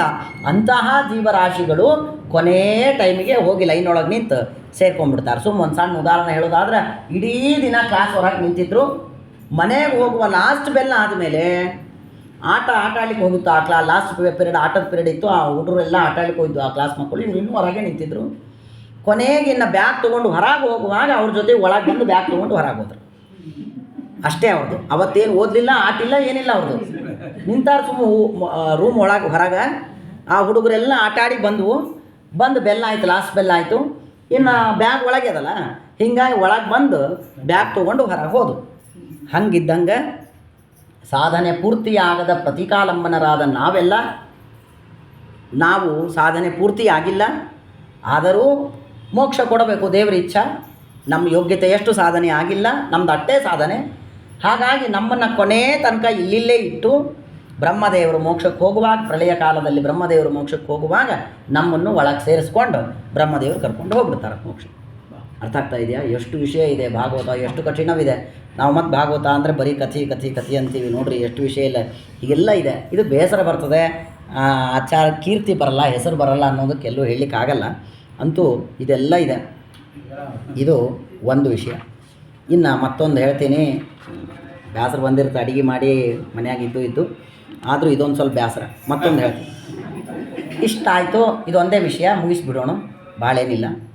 ಇನ್ನು ಇಷ್ಟ ಆಯಿತು, ಇನ್ನು ಪ್ರಳಯ ಆಗ್ತಾಯಿದೆ, ಮೋಕ್ಷಕ್ಕೆ ಹೋಗ್ಬೇಕು ಇನ್ನೆಲ್ಲರೂ ಬ್ರಹ್ಮದೇವರ ಜೊತೆಗೂಡಿ ಹೋಗುವಾಗ ಈ ಸತ್ಯಲೋಕದಿಂದ ಹಿಡಿದು ಮಹಾ ಜನಃ ತಪಃ ಸತ್ಯಂ, ಈ 4 ಲೋಕದಲ್ಲಿರುವ ಯಾವ್ಯಾವ ಜೀವರಾಶಿಗಳು ಹೋಗಿ ಕೂತಾರ, ಬ್ರಹ್ಮದೇವರು ಅವ್ರನ್ನೆಲ್ಲ ಕರ್ಕೊಂಡು ಮೋಕ್ಷಕ್ಕೆ ಹೋಗ್ಬೇಕೀಗ. ಹೋಗುವಾಗ ಹೇಗೆ ಹೋಗ್ತಾರೆ ಎನ್ನುವುದನ್ನು ಭಾಗವತ 2ನೇ ಸ್ಕಂದ 2ನೇ ಅಧ್ಯಾಯ ನಮಗೆ ತಿಳಿಸಿಕೊಡುತ್ತೆ. ಭಾಳ ಚೆನ್ನಾಗಿದೆ. ತಥೋ ವಿಶೇಷಂ ಪ್ರತಿಪದ್ಯ ನಿರ್ಭಯಃ ತೇನಾತ್ಮನಾಪೋ ನಲಮೂರ್ಧ್ನಿ ಚತ್ವರನ್ ಜ್ಯೋತಿರ್ಮಯೋ ವಾಯುಮುಪೇತ್ಯ ಕಾಲೇ ವಾಯುವಾತ್ಮನಾಖಂ ಬೃಹದಾತ್ಮಲಿಂಗಂ. ಭಾಳ ದೊಡ್ಡ ಶ್ಲೋಕ, ಅದ್ಭುತ ಶ್ಲೋಕ. ಎಷ್ಟು ವಿಷಯ ಇದೆ. ಶ್ಲೋಕ ಇರೋದು ಇಷ್ಟೇ. ಇಷ್ಟು ಪೇಜಿನ 3 ಪೇಜಿನ ಟಿಪ್ಪಣಿ ಇದೆ. ಭಾಳ ದೊಡ್ಡ ವಿಷಯ ಇದೆ. ನಿಮಗೆ ತಲೆ ತಿನ್ನಲಾರ್ದ ಸರಳ ಹೇಳಿ ಮುಗಿಸ್ಬಿಡೋಣ. ಅಂದಮೇಲೆ ಈ 4 ಲೋಕದಲ್ಲಿ ಕೂತ ಏನು ಜೀವರಾಶಿಗಳಿದ್ದಾರೆ ಅವರನ್ನು ಕರ್ಕೊಂಡು ಬ್ರಹ್ಮದೇವ್ರ ಮೋಕ್ಷಕ್ಕೆ ಹೋಗುವಾಗ ಹೇಗೆ ಹೋಗ್ತಾರೆ, ಏನಾಗುತ್ತೆ ಅನ್ನೋದನ್ನು ಭಾಗವತ ಹೇಳಿದೆ. ಕೇಳಿ ಮುಗಿಸ್ಬಿಡೋಣ. ಎಲ್ಲ ಕಡೆಗೆ ಬೆಂಕಿ ಹತ್ತಿದೆ, ಎಲ್ಲ ಲೋಕಗಳು ಸುಡ್ತಾ ಇದೆ. ಇನ್ನು ಮೋಕ್ಷಕ್ಕೆ ಹೋಗ್ಬೇಕು. ಆಗ ಬ್ರಹ್ಮದೇವರು ಮಹರ್ಲೋಕದಿಂದ ಹಿಡಿದು ಸತ್ಯಲೋಕದವರೆಗೆ ಎಲ್ಲ ಜೀವರಾಶಿಗಳು, ದೇವತೆಗಳು ಯಾರ್ಯಾರಿದ್ದಾರೆ ಎಲ್ಲರನ್ನ ಕರ್ಕೊಂಡು ಬ್ರಹ್ಮದೇವರು ಏನು ಮಾಡ್ತಾರೆ, ಪೃಥಿವೀ ಅಂತರ್ಗತ ಅನ್ನಮಯಂ ಅನಿರುದ್ಧಂ ಪ್ರತಿಪದ್ಯ ನಿರ್ಭಯ. ಎಲ್ಲ ಕಡೆಗೆ ಬೆಂಕಿ ಹತ್ತಿದೆ, ಎಲ್ಲ ಲೋಕಗಳು ಸುಡ್ತಾ ಇದೆ, ಎಲ್ಲರೂ ಭಯದಿಂದ ಒದ್ದಾಡ್ತಾ ಇದ್ದಾರೆ. ಆಗ ಪೃಥಿವಿ, ಅಪ, ತೇಜ, ವಾಯು, ಆಕಾಶ ಪಂಚಭೂತಗಳು ಬ್ರಹ್ಮದೇವರು ಈ 4 ಲೋಕಗಳಲ್ಲಿರುವ ಎಲ್ಲ ಜೀವರಾಶಿಗಳನ್ನು, ದೇವತೆಗಳನ್ನೆಲ್ಲ ಕರ್ಕೊಂಡು ಒಂದು ಬ್ಯಾಗ್ನಾಗ ಇಟ್ಕೊಂಡು ಅವರನ್ನೆಲ್ಲ ಕರ್ಕೊಂಡು ಪೃಥಿವೀ ತತ್ವಕ್ಕೆ ಅಭಿಮಾನಿಯಾದ ಯಾವ ಅನಿರುದ್ಧ ನಾಮಕನಾದ ಪರಮಾತ್ಮನೋ ಆ ಅನಿರುದ್ಧ ನಾಮಕನಾದಂತಹ ಪರಮಾತ್ಮನಲ್ಲಿ ಸೇರಿಕೊಳ್ತಾರೆ. ಅಂದಮೇಲೆ ಬ್ರಹ್ಮದೇವರು ಈ 4 ಲೋಕದಲ್ಲಿ ಕೂತಿದ್ದ, ಸಾಧನೆಯನ್ನು ಮಾಡ್ತಾ ಇದ್ದ ಎಲ್ಲ ಜೀವರಾಶಿಗಳಿಂದ, ರುದ್ರಾದಿ ದೇವತೆಗಳಿಂದ ಕೂಡಿಕೊಂಡು, ಅಂದರೆ ಯಾರು ಮೋಕ್ಷಕ್ಕೆ ಹೋಗೋರು, ರುದ್ರದೇವರು ಹೋಗಲ್ಲ, ಇನ್ನೂ ಅವ್ರ ಮುಂದೆ ಶೇಷದೇವರು ಆಗಬೇಕು. ಅಂದಮೇಲೆ ಯಾರು ಸಂಸಾರಕ್ಕೆ ಬರೋರು ಇದ್ದಾರೆ ಅವರಲ್ಲ, ಅಂದರೆ ವಾಯುದೇವ್ರನ್ನ ಕರ್ಕೊಂಡಲ್ಲ, ವಾಯುದೇವ್ರ ಮುಂದೆ ಇನ್ನೂ ಬ್ರಹ್ಮದೇವರು ಆಗಬೇಕಾಗ್ಯದ. ಅಂದಮೇಲೆ ಒಟ್ಟಾರೆ ಯಾರೀಗ ಮತ್ತೆ ಪದವಿಗೆ ಸಂಸಾರಕ್ಕೆ ಬರಬೇಕಾಗ್ಯದ ಅವ್ರನ್ನಲ್ಲಿದು, ಯಾರು ಮೋಕ್ಷಕ್ಕೆ ಹೋಗೋರಿದ್ದಾರೋ ಅವ್ರ ಬಗ್ಗೆ ಇದನ್ನೇ ಹೇಳಿಕತ್ತಾರ. ಸರಿಯಾಗಿ ಕೇಳಿಸ್ಕೊರಿ. ಅಂದಮೇಲೆ ಯಾರೀಗ ಮೋಕ್ಷಕ್ಕೆ ಹೋಗೋರಿದ್ದಾರೋ ಅವ್ರನ್ನೆಲ್ಲ ಕರೆದುಕೊಂಡು ಪೃಥ್ವೀ ತತ್ವಕ್ಕೆ ಅಭಿಮಾನಿಯಾದ ನಿಯಾಮಕನಾದ ಅನಿರುದ್ಧ ಎನ್ನುವ ಹೆಸರಿನ ದೇವರಲ್ಲಿ ಪ್ರವೇಶ ಮಾಡುತ್ತಾರೆ. ಅಂದಮೇಲೆ ನಾವೆಲ್ಲರೂ ಬ್ರಹ್ಮದೇವರಿಂದ ಕೂಡಿಕೊಂಡು ಪೃಥ್ವೀ ತತ್ವಕ್ಕೆ ಅಭಿಮಾನಿಯಾದ ನಿಯಾಮಕನಾದ ಅನಿರುದ್ಧ ನಾಮಕನಾದ ಪರಮಾತ್ಮನಲ್ಲಿ ಸೇರುತ್ತೇವೆ. ಅಲ್ಲಿಂದ ಆ ಅನಿರುದ್ಧ ನಾಮಕನಾದ ಯಾವ ಪೃಥ್ವೀ ತತ್ವಕ್ಕೆ ನಿಯಾಮಕನಾದ ದೇವರಲ್ಲಿ ನಾವಿದ್ದೀವಲ್ಲ, ಆ ದೇವರು ಅಬ್ನಾಮಕ ಅನ್ನಮಯಮೇವ ಪ್ರತಿಪದ್ಯತೆ. ಆ ದೇವರು ಅಪ್ಪೆನ್ನುವ ತತ್ವಕ್ಕೆ ನಿಯಾಮಕನಾದ ಅಪ್ಪೆನ್ನುವ ಹೆಸರಿನ ದೇವರಲ್ಲಿ ಸೇರಿಕೊಳ್ತಾನೆ. ತನ್ನಲ್ಲಿ ತಾನು ಹೋಗಿ ಸೇರಿಕೊಂಡ. ಅಲ್ಲಿಂದ ಅನಲಮೂರ್ಧ್ನಿ ಅನಲನಾಮಾಗ್ನಿಂ ಶ್ರೇಷ್ಠಾಗ್ನೋ ತನ್ನಾಮಕೆ ಪ್ರಾಣಮಯೇ ಪ್ರದ್ಯುಮ್ನೆ ಪ್ರತಿಪದ್ಯ. ಅಲ್ಲಿಂದ ಅಂದಮೇಲೆ ಪೃಥ್ವೀ ತತ್ವಕ್ಕೆ ನಿಯಾಮಕನಾದ ಅನಿರುದ್ಧ ನಾಮಕನಾದ ಪರಮಾತ್ಮ, ಅಲ್ಲಿಂದ ಅಪ್ತತ್ವಕ್ಕೆ ನಿಯಾಮಕನಾದ ಅನ್ನಮಯ ನಾಮಕನಾದ ಮತ್ತೆ ಅದೇ ಪರಮಾತ್ಮ. ಎರಡು ರೂಪ ಒಂದೇ, ಅನ್ನಮಯ ಅನ್ನಮಯ. ಆ ಅನ್ನಮಯನಾದಂತಹ ಅಪ್ನಾಮಕನಾದಂತಹ ಪರಮಾತ್ಮ ಮತ್ತೆ ನಮ್ಮೆಲ್ಲರಿಂದ ಕೂಡಿಕೊಂಡು ತೇಜದಲ್ಲಿರುವ, ಅನಲದಲ್ಲಿರುವ, ಅಗ್ನಿಯಲ್ಲಿರುವ ಅಗ್ನಿನಾಮಕನಾದಂತಹ ಪ್ರಾಣಮಯನಾದ ಪ್ರದ್ಯುಮ್ನಲ್ಲಿ ಸೇರಿಕೊಳ್ತಾನೆ. ಎಲ್ಲರೂ ಅಲ್ಲಿ ಬಂದ್ವಿ, ಪ್ರಾಣಮಯನಾದ ಪ್ರದ್ಯುಮ್ನಲ್ಲಿ ಬಂದ್ವಿ. ಸಾಕಾಯ್ತಲ್ಲ, ಯಾರು ಎಲ್ಲಿ ಬಂದ್ರಿ ಏನು ಆಚಾರ್ಯ ಅನ್ಸುತ್ತೆ. ಎಷ್ಟು ದೇವರು ಏನೆಲ್ಲ ಮಾಡ್ತಾನೆ ನೋಡ್ರಿ. ಅವನು ಯಾಕೆ ಇದೆಲ್ಲ ಮಾಡ್ಬೇಕಾಯ್ತು, ಅವನ ಇಚ್ಛಾ. ಕರ್ಕೊಂಡು ಹೋದ ಡೈರೆಕ್ಟ್ ನಡಿ ನಡಿ ಅಂತೇಳಿ ಒಂದು ಸಣ್ಣ ಬಾಗಿಲು ಮಾಡಿ ಒಳಗೆ ಬಂದ್ಬಿಡು. ಹಂಗೆ ಯಾಕೆ ಬರ್ಬೇಕು ನಾವು? ಯಜಮಾನ್ರಿ ಇಚ್ಛಾ ಅಟ್ಟೆ, ಅವ್ರು ಹಂಗೆ ಮಾಡ್ಯಾರ ಅಟ್ಟೆ. ಇಲ್ಲಿಂದ ಯಾಕೆ ಮಾಡಲಿಲ್ಲ ಗೋಡೆ, ಅಲ್ಲಿ ಬಾಗಿಲು, ಅಲ್ಲಿಂದ ಯಾಕೆ ಬಾಗಿಲಿಟ್ರು, ಹಿಂಗೆ ಬಂದು ಹಿಂಗೆ ಯಾಕೆ ಬರ್ಬೇಕು, ಹಿಂಗೆ ಬಂದ್ರೆ ಯಜಮಾನ್ರಿ ಇಚ್ಛಾ ಮಾಡ್ಯಾರ ಕಟ್ಟ್ಯಾರಪ್ಪ. ಬೇಕಿದ್ರೆ ಬಾ, ಇಲ್ಲಾಂದ್ರೆ ಹೋಗು ಅಷ್ಟೇ. ಅಂದಮೇಲೆ ದೇವರು ಯಾಕಿಟ್ಟೆಲ್ಲ ಅನ್ನಮಯ ಪ್ರಾಣಮಯ ಮನೋಮಯ ವಿಜ್ಞಾನಮಯ ಯಾಕಿಟ್ಟೆಲ್ಲ ಮದ್ದಾಡ್ಬೇಕು? ಮೋಕ್ಷ ಆಯ್ತಾ, ಪ್ರಳಯ ಆಯ್ತಾ, ಎಲ್ಲ ಲೋಕಗಳ ನಾಶ ಆದ್ವಾ, ನಡ್ರಿ ಬರ್ರಿಪ್ಪ ಅಂತ ಒಂದ್ಸಲ ದೊಡ್ಡ ಬಾಗಿಲು ತೆಗೆದು ಎಲ್ಲರೂ ಒಳಗೆ ಹಾಕೊಂಡ್ಬಿಟ್ಟಿದ್ರೆ ಮುಗಿದು ಹೋಗುದು. ಅಂದಮೇಲೆ ದೇವ್ರ ಇಚ್ಛಾ ಅವ ಮಾಡ್ಲಿಕ್ಕತ್ತಾನ. ಬೇಕಿದ್ರೆ ಹೋಗು, ಇಷ್ಟೊಳಗೆ ಬೇಕಾ ಮೋಕ್ಷ ಹಂಗಿದ್ರೆ ಹಿಂಗೆ ಹೋಗು, ಬೇಡ ಕೂಡು ಇಲ್ಲೇ ಇರು ಸಂಸಾರದೊಳಗೆ, ಇಲ್ಲೇ ಚಕ್ಕಲಿ ಜಿಲೇಬಿ ತಿನ್ಕೋತ ಇಲ್ಲೇ ಆರಾಮ್ ಮಕ್ಕಳ ಕಡೆ ಸೊಸೆಂದ್ರ ಕಡೆ ಬಯಸ್ಕೋತ ಆರಾಮಿರು, ಯಾರು ಬೇಡ. ಅಂದಮೇಲೆ ದೇವ್ರ ಇಚ್ಛಾ. ಹಿಂಗೆ ಯಾರಾದರೂ ನಿಮಗೆ ಕೇಳಿದ್ರೆ ಇಷ್ಟು ಯಾಕೆ ದೇವ್ರು ಹಿಂಗೆ ಯಾಕೆ ಮಾಡ್ತಾನೆ? ದೇವ್ರ ಇಚ್ಛಾ ಅಟ್ಟೆ, ಅವ್ನು ಮಾಡ್ತಾನೆ ಇಷ್ಟೇ. ಅವನ ಇಚ್ಛಾ ಮಾಡ್ತಾನೆ ಇಷ್ಟೇ. ಹೋಗ್ಬೇಕು. ಮಕ್ಕಳು ಗಾಡಿ ಮೇಲೆ ಎಲ್ಲಿ ಬರೀತಾವೆ ಪೆನ್ಸಿಲ್ ತೊಗೊಂಡು. ನೀವು ಎಷ್ಟೇ 1000 ರೂಪಾಯಿಯ ಕಾಸ್ಟ್ಲಿ ಪುಸ್ತಕ ತಂದ್ಕೊಡ್ರಿ, ನೋಟ್ ಬುಕ್ಕು ಪೆನ್ ತಂದ್ಕೊಡ್ರಿ, ಅವು ಮತ್ತೆ ಗಾಡಿ ಮೇಲೆ ಬರೀತಾವೆ. ಯಾಕೆ ಬರೀತಾವೆ ಒಟ್ಟು ಇನ್ನೇನು ಮಾಡೋದೇನು? ಅಂದಮೇಲೆ ಹಂಗಿದೆ ದೇವ್ರ ಇಚ್ಛಾ. ಸರಿ, ಅಲ್ಲಿಂದ ಪ್ರಾಣಮಯನಾದ ಪ್ರದ್ಯುಮ್ನಲ್ಲಿ ದೇವರು ಬಂದು ಸೇರಿಕೊಳ್ತಾನೆ.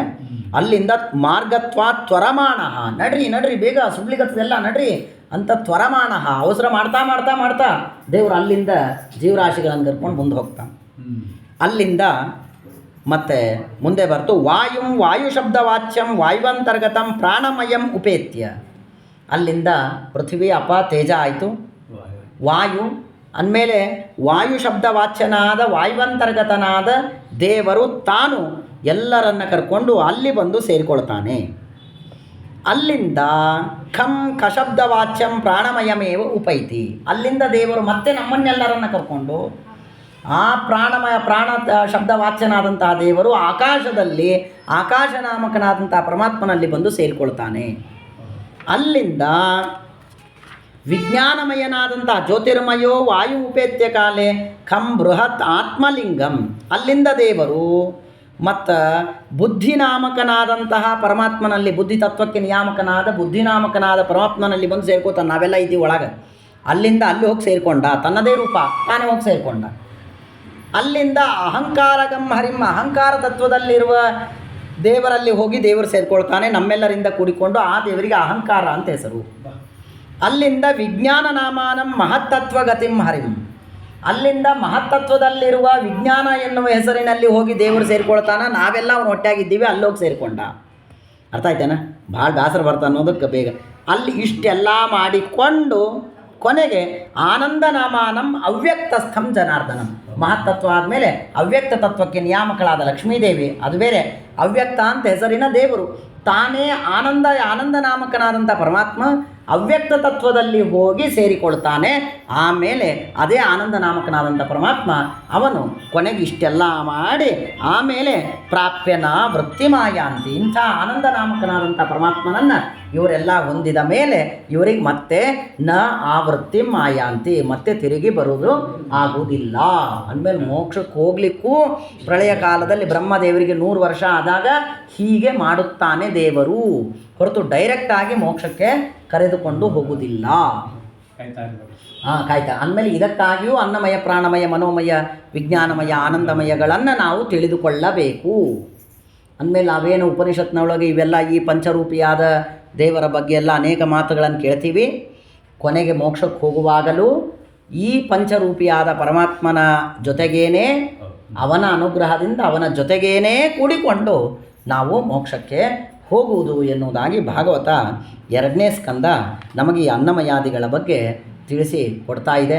ನೋಡಿ, ಇಷ್ಟೆಲ್ಲ ಇದೆ ಅಂದಮೇಲೆ ಇದು ನೆನ್ಪುಳಿಯೋದು ಕಷ್ಟ ಇಲ್ಲ ಅನ್ನಂಗಿಲ್ಲ, ಎದ್ದವರಿಗೂ ನೆನ್ಪುಳಿಯಲ್ಲ. ಇದೆಲ್ಲ ಲಯ ಚಿಂತನೆಯನ್ನು ಮಾಡಬೇಕು. ಕೊನೆಯ ಕಾಲದಲ್ಲಿ ನೀವಿಗೆಲ್ಲ ನೆನಪಿದ್ರ ಮರಣ ಕಾಲದಲ್ಲಿ ಭಗವಂತ ಏನಾದರೂ ಸ್ಮರಣೆ ಕೊಟ್ಟರೆ ಆಗ ಮನೆ ಮಠ ಬಿಟ್ಟು ಹೋಗ್ಬೇಕಲ್ಲ, ಭಾಳ ಕಷ್ಟಪಟ್ಟು ಕಟ್ಸೀನಿ ಅಂತ ಚಿಂತೆಯನ್ನು ಮಾಡದೆ ಇವುಗಳನ್ನು ಮರಣ ಕಾಲದಲ್ಲಿ ಸ್ಮರಣೆ ಮಾಡಿಕೊಳ್ಳಿ.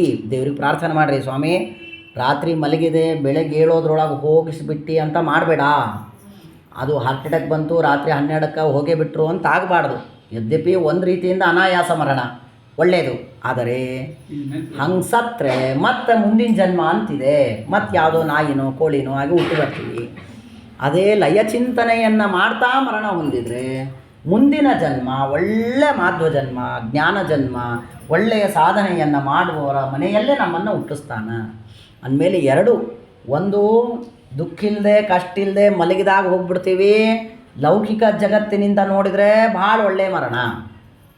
ಆದರೆ ಅಲೌಕಿಕ ಸಾಧನೆ ಬೇಕು ಎನ್ನುವುದಾದರೆ ಜನ್ಮಾಂತರದೊಳಗೆ ಒಳ್ಳೆಯ ಜನ್ಮ ಬೇಕಪ್ಪ, ಮತ್ತೆ ಒಳ್ಳೆಯ ಮನೆಯಲ್ಲಿ ಹುಟ್ಟೋಂಗೆ ಮಾಡಪ್ಪ, ಮತ್ತು ಏಕಾದಶಿ ತಿನ್ನುವವ್ರ ಮನೆಯಲ್ಲಿ ಹುಟ್ಟೋಂಗೆ ಮಾಡಬೇಡ ಅಂತ ಅಲೌಕಿಕದ ಸಾಧನೆಯ ಅಪೇಕ್ಷೆಯಿಂದ ನೋಡುವುದಾದರೆ ಆಗ ರಾತ್ರಿ 12ಕ್ಕೆ 1ಕ್ಕೆ ಹಾರ್ಟ್ ಅಟ್ಯಾಕ್ ಆಗಬಾರ್ದು. ಇಷ್ಟೆಲ್ಲ ಸಾಧನೆಯನ್ನು ಸ್ಮರಣೆಯನ್ನು ಮಾಡ್ತಾ ಮರಣವನ್ನು ಹೊಂದಬೇಕು. ಆ ಮರಣ ಉತ್ತಮ. ಅರ್ಥ ಆಯ್ತಲ್ಲ? ಅದು ಅವನ ಇಚ್ಛಾ, ನಮ್ಮ ಪ್ರಾರಬ್ಧ ಕರ್ಮದಂತೆ ಅವನ ಇಚ್ಛಾ ಪಡ್ತಾನೆ, ಅದು ಅವನ ಇಚ್ಛಾ, ಪ್ರಶ್ನೆನೇ ಇಲ್ಲ. ಆದರೆ ನಮ್ಮ ಯೋಗ್ಯತೆ, ನಮ್ಮ ಪ್ರಾರಬ್ಧ ಕರ್ಮ, ನಮ್ಮ ಸಾಧನೆ ಹಂಗಿರ್ಬೇಕದು. ಹಂಗಿರಂಗಿಲ್ಲ ನಾನು ಸುಮ್ಮನೆ ಬೂಟಾಟಿಕೆಗೆ ದೇವ್ರ ಎದುರಿಗೆ ಕೂತಾಗ ನೋಡಪ್ಪ ಹಿಂಗೆ ಸಾಧನೆ ಮಾಡಿಸೋ ಅಂತ ಬೇಡ್ಲಿಗತ್ತೀನೋ, ಭಕ್ತಿಯಿಂದ ನಿಜವಾಗಿಯೂ ಮನಸ್ಸಿನಲ್ಲಿ ಆ ಭಾವನೆಯಿಂದ ಅವನನ್ನು ಬೇಡ್ತಾ ಇದ್ದೀನೋ, ದೇವ್ರು ನೋಡ್ತಾನೆ ಅದನ್ನು. ಅಂದಮೇಲೆ ನನಗೆ ಮುಖದೊಳಗೆ ಗೊತ್ತಾಗೋದಿಲ್ಲ ಯಾರು ಹೆಂಗೆ ಬೈಡ್ಲಿಕ್ಕತ್ತಾರೆ. ನಾನು ಅಂತೀನಿ ಭಾಳ ಸಾತ್ವಿಕರ್ರಿ ಒಳ್ಳೆಯವ್ರಿ ಅಂತಂತೀನಿ, ದೇವ್ರಿಗೆ ಗೊತ್ತದ ಅವ ಏನು. ಅಂದಮೇಲೆ ಅವ ನನ್ನ ಪ್ರಾರಬ್ಧ ಕರ್ಮದಂತೆ ಎಲ್ಲ ನನ್ನ ಯೋಗ್ಯತೆ ಅಂತೇಳಿದು ನನಗೆ ಎಂಥ ಸಾವು ಕೊಡಬೇಕು, ಏನು ಸಾಧನೆ ಮಾಡಿಸಿ ಇವನಿಗೆ ಮುಂದಿನ ಜನ್ಮದ ಪ್ರಿಪರೇಷನ್ ಮಾಡಿಸ್ಬೇಕು ಅವನಿಗೆ ಗೊತ್ತದ. ಅವ ಹಂಗೆ ಮಾಡಿಸ್ತಾ ಹೋಗ್ತಾನೆ. ಭಾಳ ವಿಚಿತ್ರ, ಭಾಳ ಅದ್ಭುತ, ಒಳ್ಳೆಯದು. ಮುಂದಿನ ಜನ್ಮ ಸಾಧನೆಯ ಜನ್ಮವಾಗಿ ಸಿಗುತ್ತೆ. ಮರಣಕಾಲದಲ್ಲಿ ಇದ್ಯಾವುದೂ ಸ್ಮರಣೆ ನಮಗೆ ಬರಲಿಲ್ಲ, ರಾತ್ರಿ 12ಕ್ಕೆ ಮಲಗಿದಾಗ ಹೋಗ್ಬಿಟ್ಟೆ ಅಂತಾದರೆ, ಇದು ಯಾವುದೂ ಸ್ಮರಣೆ ನಂಗೆ ಬರಲಿಲ್ಲ ಅಂತಾದರೆ ಆಗ ಜನ್ಮಾಂತರದಲ್ಲಿ ಮತ್ತೆ ನೀಚ ಯೋನಿಗಳಲ್ಲಿ ಹುಟ್ಟಿ ಬರಬೇಕಾಗ್ತದೆ. ಆಮೇಲೆ ಕೋಟಿ ಕೋಟಿ ಜನ್ಮಗಳಾದಮೇಲೆ ಮತ್ತೆ ಮಾಧ್ವ ಜನ್ಮ ಬರ್ತದೆ, ಆಗ ಸಾಧನೆ ಆಗ್ತದೆ. ಆದರೆ ಆ ಕೋಟಿ ಜನ್ಮ ಬರುವ ಏನು ಕಾಲ ಇದೆಯಲ್ಲ ಅದು ನನ್ನ ಸಾಧನೆಗೆ ಬಹಳ ಹಿನ್ನಡೆಯನ್ನು ಉಂಟು ಮಾಡಿತು. ಅರ್ಥ ಆಯ್ತಲ್ಲ? ಅಂದಮೇಲೆ ಈ ಬಿಸ್ನೆಸ್ಸು ಎಲ್ಲೋ ಒಂದು 10 ರೂಪಾಯಿ ಬರೋದಿತ್ತು, ಎಲ್ಲೋ ಯಾರೋ ಏನೋ ಒಂದು 1,000 ಲಕ್ಷ ರೂಪಾಯಿ ಲಾಭ ಆಗೋದಿತ್ತು, ಸಂಡೇ ಸಾಟರ್ಡೆ ಬಂದುಬಿಡ್ತು ಅಂತಾದರೆ ಅವ್ನು ಮನ್ಯಾಗ ಕೂತು ಎಷ್ಟು ಚಟಪಡಿಸ್ತಿರ್ತಾನೆ ನೋಡ್ರಿ. ಅಯ್ಯೋ ಇವತ್ತೇ ರವಿವಾರ ಬರ್ಬೇಕಾ, ಇವತ್ತೇ ಗೌರ್ಮೆಂಟ್ ರಜಾ ಬರ್ಬೇಕಾ, ಅಯ್ಯೋ ಲಕ್ಷ ರೂಪಾಯಿ ಸೋಮವಾರ ಬರೋದಿದೆ ಅವ್ನಿಗೆ ಗೊತ್ತದ, ನನಗೆ ಬರ್ತಿದ್ದೀನಿ ಯಾರಿಗೆ ಬರೋಲ್ಲ ಗೊತ್ತದ ಅವನಿಗೆ. ಆದರೆ ಆ ಸಂಡೇ ಅದು ಮುಗಿಯೋ ತನಕ ಅವನು ವಿಲ ಒದ್ದಾಡ್ಬಿಡ್ತಾನಲ್ಲ. ಹಂಗೆ ನಮಗೆ ಇನ್ನೊಂದು ಕೋಟಿ ಜನ್ಮ ಆದಮೇಲೆ ಮಾಧ್ವ ಜನ್ಮ ಬರ್ತದೆ, ಪ್ರಶ್ನೆನೇ ಇಲ್ಲ. ಇಷ್ಟೆಲ್ಲ ಓದಿವಿ ಕೇಳಿವಿ, ಇನ್ನೊಂದು ಕೋಟಿ 10 ಕೋಟಿ ಜನ್ಮ ಆದಮೇಲೆ ಮಾಧ್ವ ಜನ್ಮ ಬರೋದ, ಪ್ರಶ್ನೆ ಇಲ್ಲ. ಆದರೆ ಆ 10 ಕೋಟಿ ಜನ್ಮದ ಏನು ಸಮಯ ಅದಲ್ಲ ಅದು ಹೋಯಿತು. ಹೋದ್ರೆ ಹೋಯ್ತು ಬಿಡ್ರಿ, ಯಾವಾಗೊಮ್ಮೆ ಬಂತಲ್ಲ ಅಂದರೆ ಇಲ್ಲ. ಇಷ್ಟು ಸಮಯ ಹೋದ್ರೆ ಬ್ರಹ್ಮದೇವರಿಗೆ ಅಷ್ಟು ವರ್ಷ ಆಯುಷ್ಯ ಮುಂದೆ ಹೋಯಿತು. ಹೀಗಾಗಿ ಸಾಧನೆ ಕಡಿಮೆಯಾಯಿತು. ಹೀಗಾಗಿ ಮೋಕ್ಷದೊಳಗೆ ಆನಂದ ಕಡಿಮೆಯಾಗ್ತದೆ. ಅರ್ಥ ಆಯ್ತಲ್ಲ?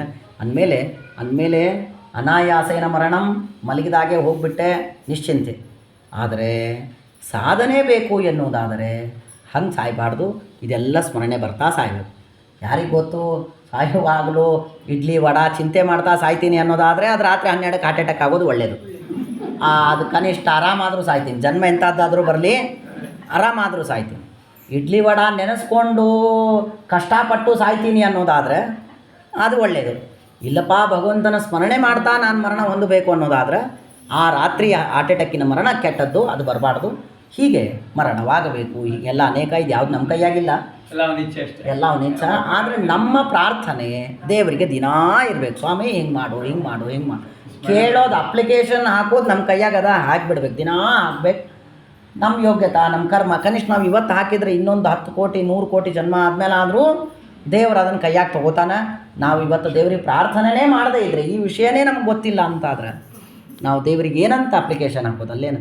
ಅಂದಮೇಲೆ ಇಷ್ಟೆಲ್ಲ ವಿಷಯ ಇದೆ. ಅಂದಮೇಲೆ ದೇವ್ರಿಗೆ ದಿನಾ ಪ್ರಾರ್ಥನೆ ಮಾಡಿರಿ, ಸ್ವಾಮಿ ಆದಷ್ಟು ನಮಗೆ ಅಂತ್ಯಕಾಲದಲ್ಲಿ ಇದೆಲ್ಲದರ ಸ್ಮರಣೆ ಬರುವಂತೆ ಅನುಗ್ರಹವನ್ನು ಮಾಡು. ಸುತ್ತಮುತ್ತ ಮಕ್ಕಳು ಮೊಮ್ಮಕ್ಕಳು ಸುತ್ತ ಇದ್ದವರು ಅಂಥವರೇ ಆ ಸಮಯದಲ್ಲಿ ಸಜ್ಜನರೇ ಇರುವಂತೆ ಅನುಗ್ರಹವನ್ನು ಮಾಡು. ಶೂದ್ರಾದಿಗಳ ಸಂಘ ಆ ಮರಣಕಾಲದಲ್ಲಿ ಮರಣವಾದಾಗ ಅಗ್ನಿ ಸಂಸ್ಕಾರವಾಗುವವರೆಗೆ ಶೂದ್ರಾದಿಗಳ ಸ್ಪರ್ಶ ಆಗದೇ ಇದ್ದಂತೆ ಅನುಗ್ರಹವನ್ನು ಮಾಡು ಅಂತ ದೇವರಿಗೆ ಪ್ರಾರ್ಥನೆಯನ್ನು ಮಾಡ್ತಾ ನಿಮ್ಮೆಲ್ಲರಿಗೆ ತಲೆ ಬೇನೆ ಆಗಿದ್ದರೆ ಕ್ಷಮಾ ಮಾಡಿ ಈ ಕಥಾಭಾಗವನ್ನು ಇಲ್ಲಿಗೆ ವಿಷಯ ಗೊತ್ತಿಲ್ವಲ್ಲ ಶ್ರೀಕೃಷ್ಣ.